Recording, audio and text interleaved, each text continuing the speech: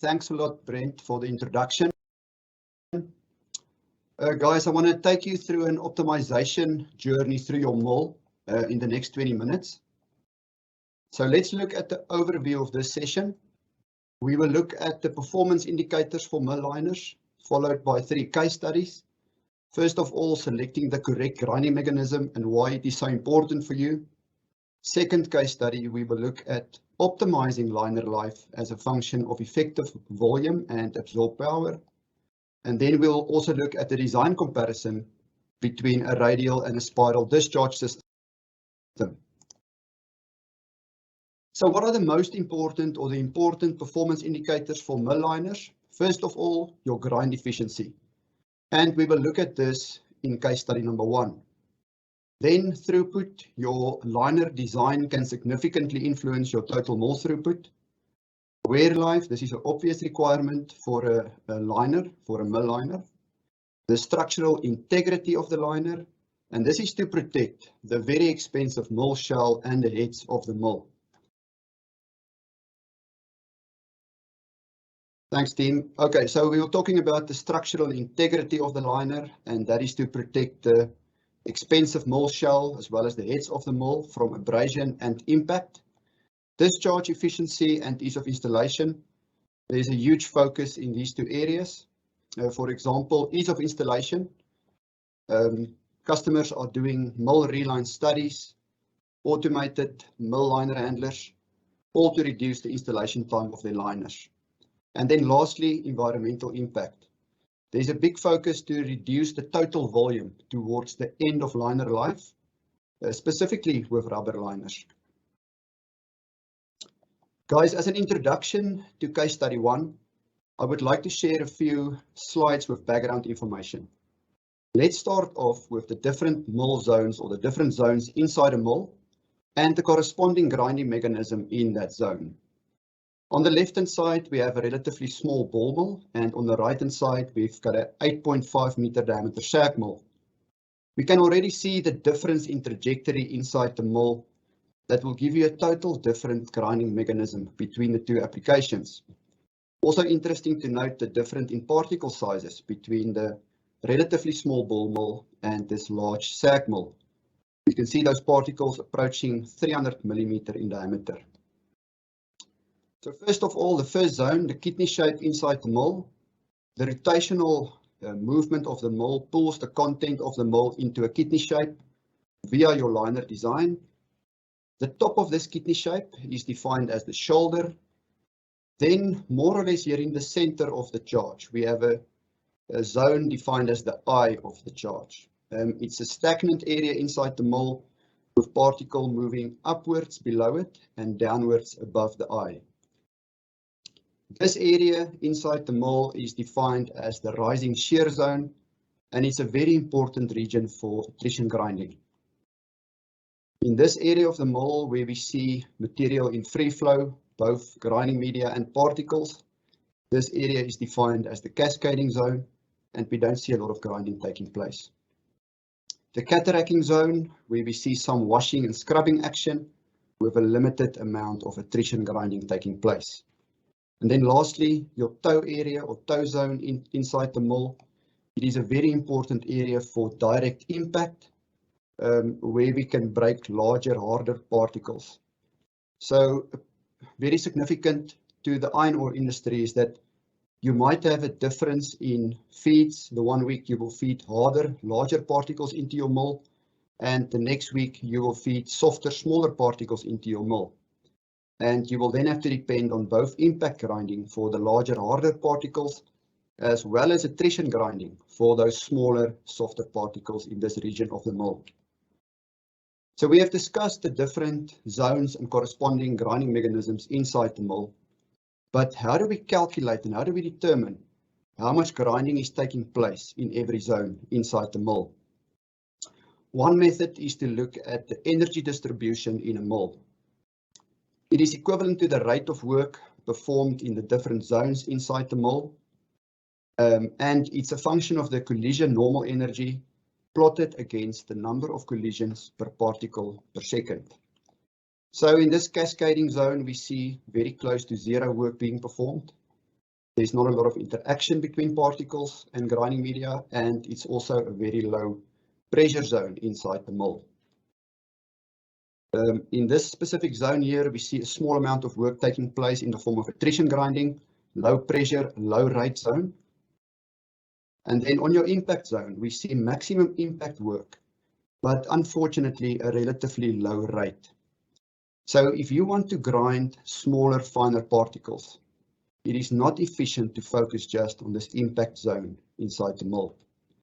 You will have to focus on this maximum work zone, the rising shear zone, where we see a high number of interactions between particles and grinding media, and also a high pressure inside the mill. The whole content of the mill is acting on this area, and that's why we get a high interaction rate. I'd also like to add at this stage that is what makes milling special. It's the high number of interactions and the high pressure inside the mill. So for the foreseeable future, we don't see a machine that can replace a mill. This is a typical plot of the normal impact energy plotted against the number of collisions per particle per second. It is a typical distribution where we see higher impact energy, but with lower interaction rates. And vice versa, we see low energy, but with very high interaction rates. So how do we determine the trajectory inside the mill? We've got various sets of softwares. Two of them are Multotec, which is a single particle simulation tool, two-dimensional, and it's represented in this slide by this red line. We also have access to the discrete element method, where we can simulate the flow of material inside the mill. The discrete element method will take into account the PSD inside the mill. It will also take into account the interaction between the liner and the particle as well. And as an added bonus, it can simulate the wear rate of your liners, and it will also take the final wear profile into account to calculate the trajectory inside the mill. We will look at this as part of this case study. So let's move over to the case study itself. The grinding circuit, it's a crusher followed by a relatively large sap mill, followed by a ball mill in closed circuit with cyclones. And we are going to focus on the ball mill in this case study. It has an overflow discharge system, very important to note that.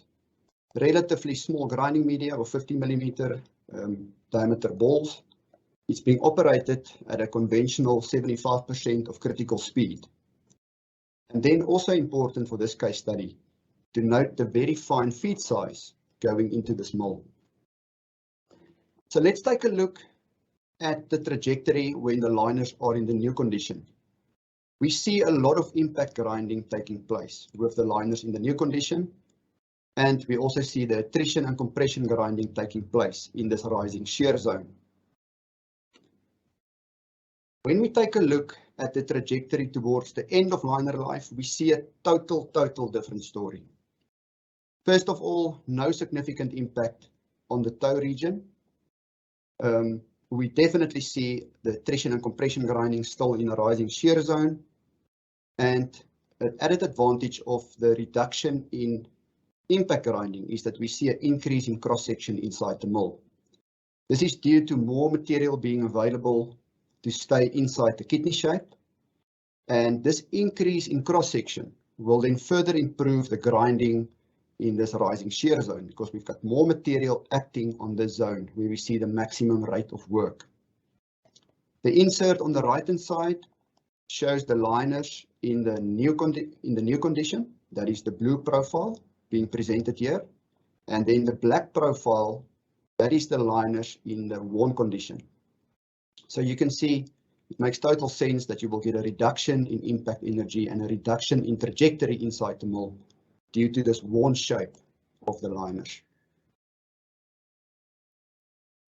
If we plot the power draw for this specific case against liner life over the life of the liner, we see that there's a gradual reduction in absorbed power over the life of the liner without negatively influencing the grind and the throughput of this mill.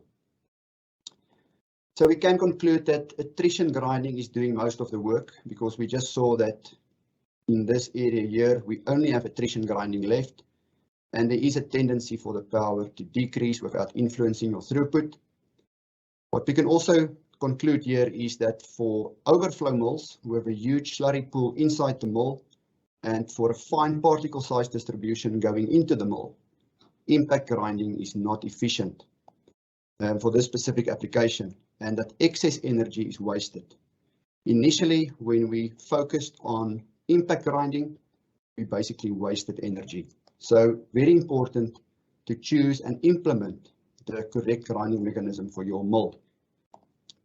So we have now seen that you can choose the correct grinding mechanism, and when you achieve a steady state in your milling circuit, it's the time to optimize your liners. It's now the time to look into a bit more detail. Can I optimize liner life as a function of effective volume and absorbed power? And liner optimization always seeks a balance. For example, if we increase the mill volume and or the effective grinding length of the mill via the liner designs, we can expect a higher throughput. We can also expect a higher absorbed power that will improve your grind. On the negative side, lower discharge capacity for grey discharge systems. If we increase the effective grinding length too much, it will negatively influence the discharge capacity, and we can also reduce the liner wear life as well. Second example, if we increase the discharge capacity, we can again expect a higher throughput. We can also expect a higher absorbed power, but on the downside, possible shell liner damage towards the discharge end. This is possible due to the mill being pulled empty due to the very efficient discharge system. And we can also reduce mill volume and effective grinding length. So mill liner design seeks the optimum balance between the grind throughput, liner life, and cost of the liner. What did we achieve in this specific case study? Firstly, we've optimized the liner profile, the geometric properties of the liner based on actual wear measurements. And this was done by condition monitoring right through the liner life. This insert here shows the optimized liner design. We have incorporated abrasion-resistant steel inserts in the form of Hardox 500 plate, forged plate.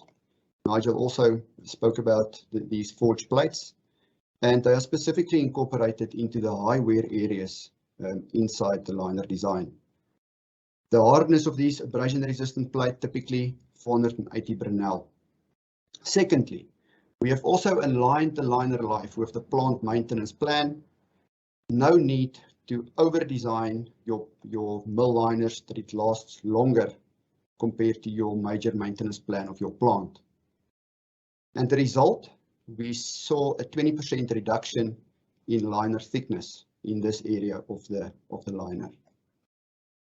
And what was the end result for the customer? First of all, a 1.4% increase in effective volume. And it doesn't sound like a lot. It sounds like it's almost nothing. But if you look at the increase in motor input power, a 1.7% increase in motor input power. And we all know your motor input power is proportional to your throughput inside your mill. So you can expect a 1.7% increase in throughput while saving 15% on your liners. Moving over to the design comparison between a radial and a spiral discharge system. First, an introduction to discharge systems. The two basic designs. On the left-hand side, we have an overflow system. And on the right-hand side, we have a grate discharge system. Overflow discharge systems are appropriate for smaller ball mills. The charge level is maintained by the discharge trunnion diameter. And we can expect a finer grind compared to a grate discharge system for an overflow system. For a grate discharge system, it's appropriate for larger SAG, AG mills, as well as primary ball mills. It will maintain a suitable charge level inside the mill. It will also retain large grinding media, which is a big advantage and benefit of a grate discharge system. we will also see a significant increase in throughput if the discharge system was correctly designed and correctly sized. Let's look at the flow of material through a typical grade discharge system. This CAD model here shows a radial grade discharge system.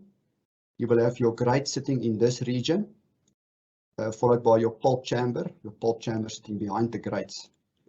And if we look at the flow through the system, first of all, material from the mill flows through your grades into the pulp chambers, into the pulp lifter. The material gets lifted via the pulp lifters.